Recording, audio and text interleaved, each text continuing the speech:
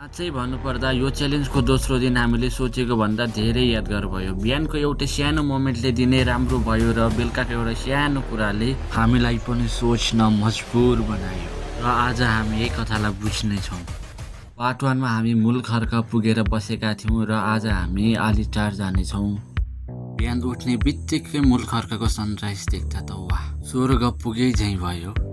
टाढो धेरै भएकोले हामी तिनजना बाहिरै सुत्यौँ र उठ्ने बित्तिकै एउटा हाम्रो टास्क थियो पानी खोज्ने र पानी खोज्न गयौँ। पानी चाहिँ फारो गर्नुपर्छ हो। हामी पानी खोज्दै आएको यति साह्रोसम्म, यस्तो जाडो छ बिहान। हेर्नुहोस्, बिहान भइकन यता आएर पनि एक निदा चाहिँ सुतेँ अगेनाको छेउमा आएर नि सुतेँ म साँच्चै। लुकेर गाई दुहुँ, यो गाई दुहेर चिया खानुपर्छ। पानी खोज्दै खोज्दै हामी निकै पर पुग्यौँ। यात्रा ट्याङ्की यात्रा भयो, पानी नगर्ला नि यहाँ। Hello, good morning. हेर्नुहोस् है, चिया पर्खेको चिया पर्खिरहेको छौँ कि तर हामी चिया पाक्दैछ हो। म त्यहाँ अदुवा खुर्किने त्यहाँ सिस्टम हुँदैछ। यहाँ हाम्रो भाइ चिया दिजिए भन्दै भन्दैछ। कब से चाय नहीं पिया है भाई? कल से नहीं पिया है ना? आइरहेछ पिलिक पिलिक। बिहानको वाकमा हिँडेको हामी चाहिँ। घाम लागे चडक्कसँगले है। अहिले त हातो पनि मौसम हुन थाल्यो। राति धेरै चिसो थियो, सुत्न सकिएन। धेरै एकदम चिसो थियो। यो कुकुर रातभरि आएर हाम्रो क्याम्पको छेउमा सुतिदियो होइन। अनि केही आउँदाखेरि घार गर्थ्यो। हामीलाई राति डर भएन, यसले गार्ड गरिदियो हाम्रो काले कुकुरले पनि। अब यहाँबाट हेरौँ है, उता भुटान सिमाना है, यता पर्छ भुटान सिमाना चाहिँ होइन। हामी यो पालि रचेला जान सकिएन किनकि धेरै थाकिएछ, किन हामी लामो हिँड्ने प्लान गरियो कि। आज चाहिँ योगा गर्न थाल्नुभयो अनि म चाहिँ उहाँको फ्रीको क्यामेराम्यान।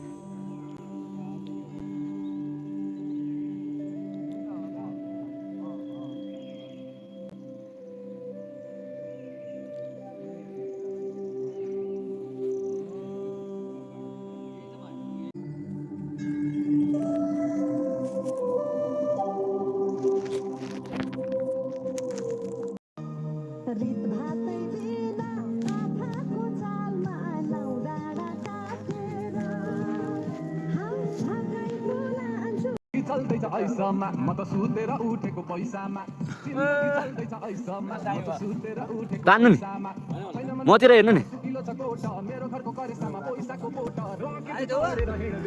हेर्नुहोस् है, हाम्रो चाहिँ माम पाकेर रेडी भयो ब्रेकफास्ट। के हो यो चाहिँ, के बनाएको? मैले बनाएको क्या, यत्तिकै मन लागेर होइन। खुकुरी पनि थियो अनि खदा लाएर यस्तो झन्डा बनायो। हामी यहाँको चिनु यो निकाल्नु हुँदैन, खुकुरी चाहिँ निकाल्नुपर्छ। यो पाको पाक्दै छ।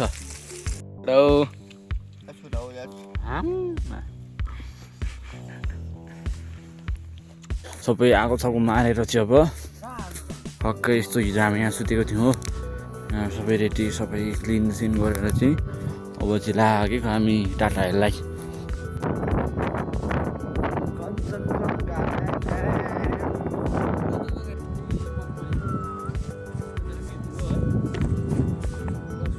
मूलखर्कको गाउँ पुग्दा दिदीले हामीलाई पानी मात्र होइन, मोही छ, मोही पिदिउँ न, मोही पिउँ है।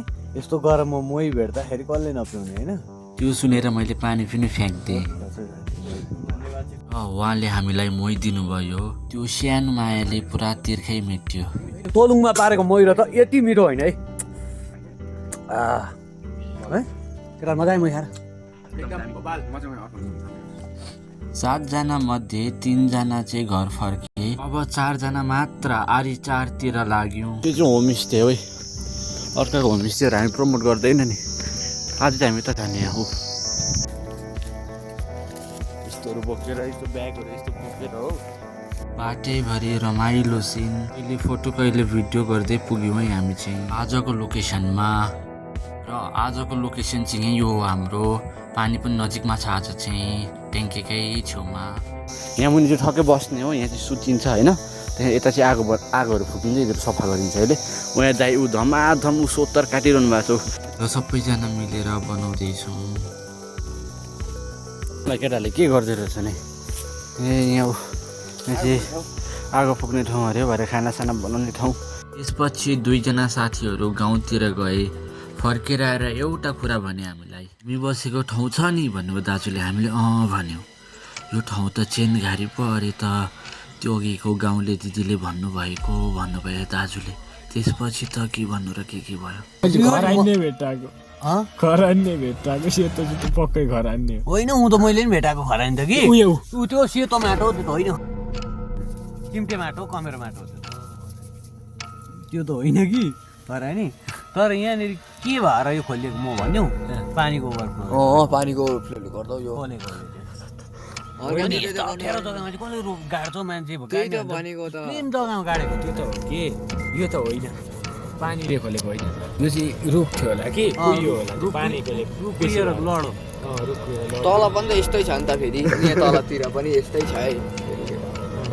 खाउलै खाउलो छैन पानीले खोलेको होइन पानीले पनि भन्नु तँ टेन्सन लिएर आयो भाइ।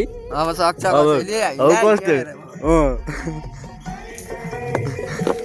अझै गाडीमा छ यहाँ मसी निकाल्नु म काला सक्दैन हामीलाई अब सक्छ दाइ हामीलाई। अब त भयो भनौँ एउटा चाहिँ राम्रो भिडियो बनाऊ न हामी हालिदिनुपर्छ युट्युबमा। केही हुँदैन के हुँदैन त्यही त। के हुन्छ डिनर चाहिँ हामी चिउरा र तातो पानी तताएर खाँदैछौँ जङ्गलमा।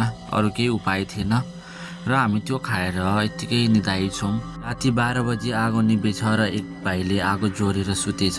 डर हामीलाई बिहान मात्र भयो जब गाउँलेले हामी बसेको ठाउँको सच्चाइ भने।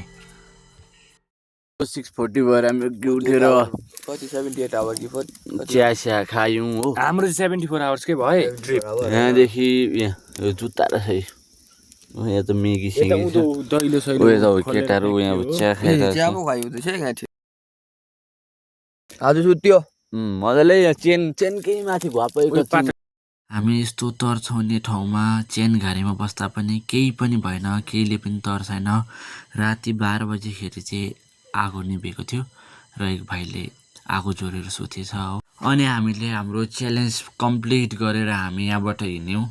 त्यहाँ अलिक तलतिर पुग्दाखेरि एकजना दाजु भेट्यो हामीले। त्यही त्यो दाजुले हामीलाई भाइहरू राति कहाँ बसेको थियो भनेर सोध्नुभयो। हामीले त्यहाँ माथिको डाँडोमा बसेको थियौँ भन्दाखेरि अब यो हो र भाइ, त्यहाँनिर त अनि अस्ति जोगीलाई पनि छिर्ने नजिएको अरे, त्यस्तो डरलाग्दो ठाउँमा बस्यो, तिमीलाई तर्साएन केही पनि भएन भनेर सोध्यो होइन हामीलाई। देखि हामी छक्क पऱ्यौँ क्या, हामीले चाहिँ केही पनि भएन दादा हामीलाई त। त्यति भनेर हामी त्यहाँबाट हिँड्यौँ र घरमा आइपुग्यौँ। सबैजनालाई धेरै धेरै धन्यवाद हाम्रो भिडियो यहाँसम्म हेरिदिनु भएकोमा। र भिडियो कस्तो भयो कमेन्ट गर्न नबिर्सनु होला।